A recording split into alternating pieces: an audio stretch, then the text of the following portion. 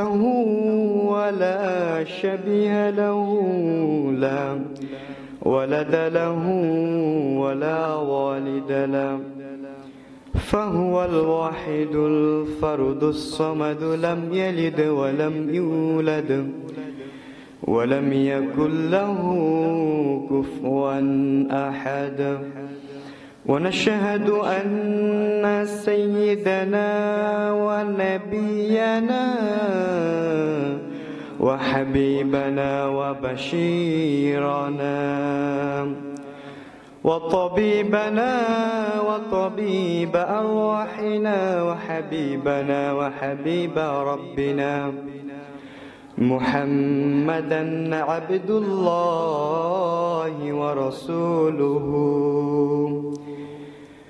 أرسله بالحق بشيرا ونذيرا وداعيا إلى الله بإذنه وسراجا منيرا.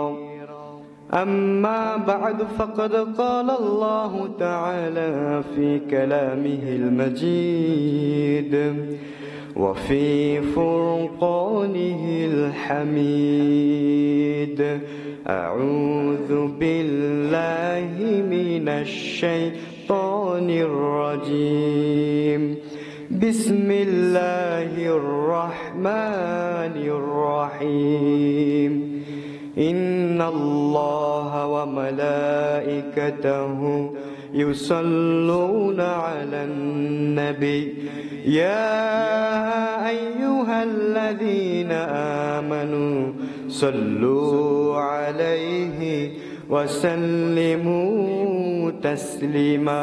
اللهم صل على محمد وعلى آل محمد كما صليت على إبراهيم وعلى آل إبراهيم إنك حميد مجيد. اللهم بارك على محمد وعلى آل محمد كما باركت على إبراهيم وعلى آل إبراهيم إنك حميد مجيد। মাহে রমজান এলো বছর ঘুরে, মুমিন মুসলমানের দারে দারে। মাহে রমজান এলো বছর ঘুরে, মুমিন মুসলমানের দারে দারে। সবাই একসাথে। মাহে রমজান এলো বছর ঘুরে, মুমিন মুসলমানের দারে দারে। মাগফিরাতের পয়গাম নিয়ে, রহমতেরই বাণী নিয়ে এলো সবার মাঝে আবার ফিরে। মাহে রমজান এলো বছর ঘুরে, মুমিন মুসলমানের দারে দারে। মাহে রমজান এলো বছর ঘুরে, মুমিন মুসলমানের দারে দারে। পুরি আলহামদুলিল্লাহ। আসুন সেই মহান রবের শুকরিয়া আদায় করি যে আল্লাহ পাক আমাকে আপনাকে হাজারো রকম ব্যস্ততার মাঝখান থেকে অত্যন্ত দয়া করে মায়া করে রমজান মাসে সিয়ামরত অবস্থায় আল্লাহ পাকের ঘর মসজিদে আসার তৌফিক দিলেন। সেজন্য সেই মহান রবের দরবারে শুকরিয়া তান বলে উঠছি আলহামদুলিল্লাহ। দরুদ ও সালাম বর্ষিত হোক আকায়ে নামদার তাজদারে মদিনা মুহাম্মদ সাল্লাল্লাহু আলাইহি ওয়াসাল্লামের প্রতি। সম্মানিত হাজিরিন, সম্মানিত উপস্থিতি, রমাদান আল কারীমের আজকে দ্বিতীয় জুমা। এই দ্বিতীয় জুমায় আল্লাহ পাক আমাদেরকে আনলেন। অনেকে আমরা এখনো উপস্থিত হতে পারিনি, অথচ জুমার দিনে জুমার আজান যখন হয়ে যাবে, সমস্ত কাজ কর্মকে ছেড়ে ফেলে দিয়ে, সমস্ত কাজ থেকে ফারেক হয়ে মসজিদের দিকে, আল্লাহ পাকের জিকিরের দিকে দৌড়াতে হবে, আসতে হবে। কিন্তু আমরা বড়ই অভাগা জাতি, যেটা বাকিতে পাওয়া যায়, যেটা পুরস্কার, যেটার পুরস্কার আমরা বাকিতে পাবো, এই কাজের দিকে অন্তত বাঙালিরা আগে ভাগে আসে না। যদি বলা হয় যে নগদ অর্থ দেয়া হবে, নগদ পুরস্কার, যাওয়ার সাথে পুরস্কার, তাহলে দেখবেন মসজিদে জায়গা দিতে পারবেন না, এমন লোক হয়ে যাবে। সম্মানিত হাজিরিন, অথচ মুমিন যারা হবে, ইমানদার যারা হবে, আল্লাহ পাক তাদেরকে যখন ডাকবেন, মূলত মুয়াজ্জিন ডাকে কার ডাক? আল্লাহর জন্যই তো মুয়াজ্জিন ডাকতেছে। এই যে আযানগুলো হয়ে যায়, আমরা অবহেলা করে সময়গুলো পার করে দিই, মসজিদে আসি না। আল্লাহ পাক আমাদেরকে সঠিক বুঝদান করুক, পড়েন আমিন। সম্মানিত হাজিরিন, গত জুমায় আলোচনা করছিলাম কোরআনুল কারীমের 2 নম্বর সূরা সূরাতুল বাকারার 183 নম্বর আয়াত থেকে, যে আয়াতের ভিতরে আল্লাহ তাআলা বলছেন, ইয়া আইয়ুহাল্লাযীনা আমানু কুতিবা আলাইকুমুস সিয়াম কামা কুতিবা আলাল্লাযীনা মিন ক্বাবলিকুম লাআল্লাকুম তাত্তাকুন। আল্লাহ পাক ঈমানদারদেরকে ডাক দিয়ে বলছেন, তোমরা যদি নিজেকে ঈমানদার বলে দাবি করো, তাহলে তোমাদের জন্য কি আমি রমজানের রোজা, রমাদান আল কারীমের সিয়ামকে আমি ফরজ করে দিয়েছি। সুবহানাল্লাহ পড়ে। তারপরে কি বললেন? শুধু তোমাদের উপরে ফরজ করা হয়েছে এমনটা নয়, তোমার পূর্ববর্তী যারা ছিল সবার উপরে রমাদান আল কারীমের সিয়ামকে ফরজ করা ছিল।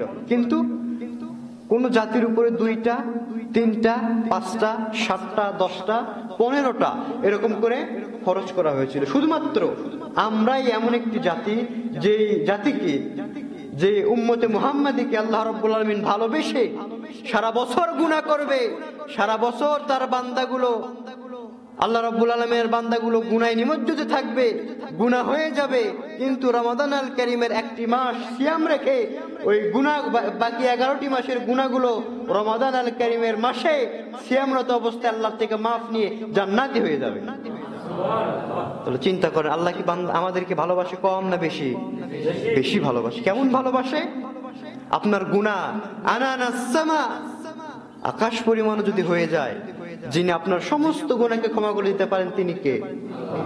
আল্লাহ বলছেন, বান্দা তোমার গুনাহ আকাশ পরিমাণ হয়ে গেছে, হতাশ হও না, ফ্রাস্ট্রেট হও না, আমি আছি। তোমার গুনাহ যদি আকাশ পরিমাণ হয়ে যায়, তবে শুনে রাখো, আমার ক্ষমা, আমার দয়া আরশের সমান। সুবহানাল্লাহ। চিন্তা করেন, আল্লাহ দয়ার সাগর, আল্লাহর দয়ার সাথে দুনিয়ার কোনো মানুষের দয়া পারে? সম্মানিত হাজিরিন, দুনিয়ার বুকে ছোট্ট মুরগি, মা মুরগিটা যখন বাচ্চা ফুটায়, এই মা মুরগির থেকে বাচ্চাগুলো আপনি আলাদা করতে পারবেন সহজে?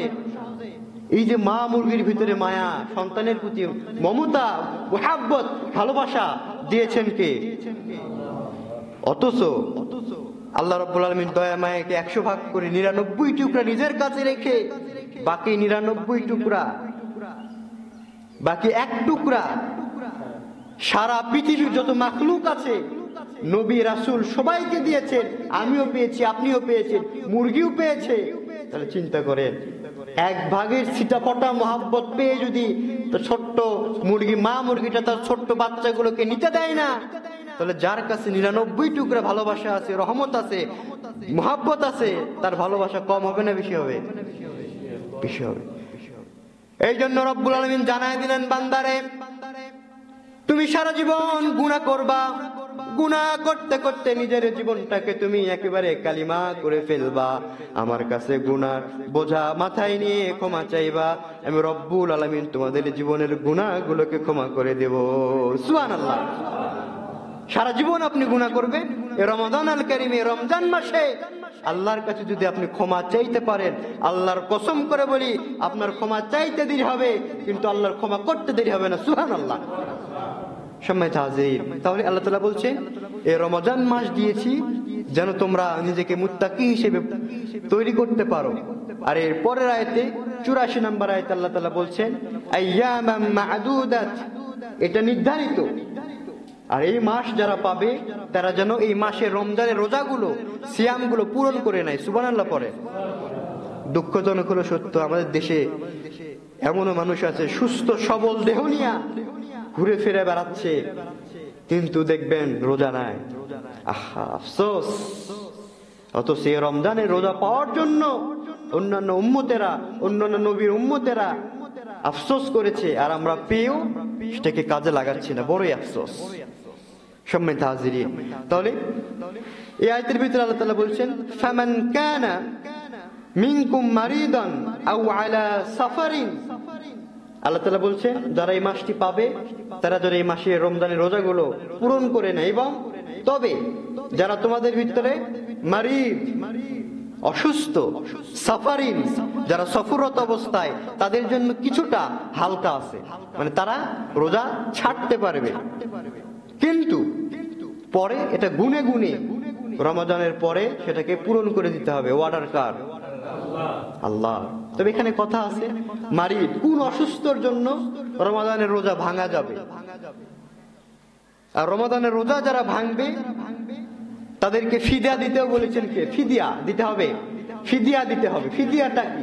ফিদিয়া হচ্ছে আপনি যে রমজানের রোজাটা ভাঙলেন এর জন্য গরিব মিসকিনকে আপনাকে খাওয়াতে হবে।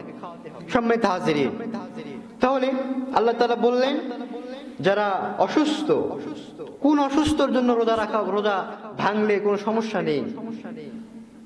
ওই অসুস্থ ব্যক্তি, যে ব্যক্তি এমন অসুস্থ পরবর্তীতে ডাক্তার বলে দিয়েছে আর কোনো সুস্থ হওয়ার কোনো সুযোগ নাই, ওই ব্যক্তি আর কোনোদিন সুস্থ হতে পারবে না এমন আশঙ্কা রয়েছে, তার জন্য রোজা ছাড়তে পারবে, রোজা ভাঙতে পারবে। তবে ওই ব্যক্তির জন্য ফিদিয়া দিতে হবে। যে ব্যক্তি একেবারে অসুস্থ, জীবনে কোনোদিন সুস্থ হতে পারবে না এমন নিশ্চয়তা নেই, তবে তার জন্য রোজা ভেঙে ফিদিয়া দিতে হবে। ফিদিয়া কাকে দেবে? গরিব মিসকিন অনাথ যারা খেতে পারে না, ওই ব্যক্তিকে দুবেলা খাবার দিতে হবে। আবার আপনি বড়লোক মানুষ, গরিব একজনকে নিয়ে এসে আপনি যে মানের খাবার খান সেই মানের খাবার না দিয়ে গরিবদের মতো করে না পারতে কিছু খাবার আপনি দিয়ে দিলেন না,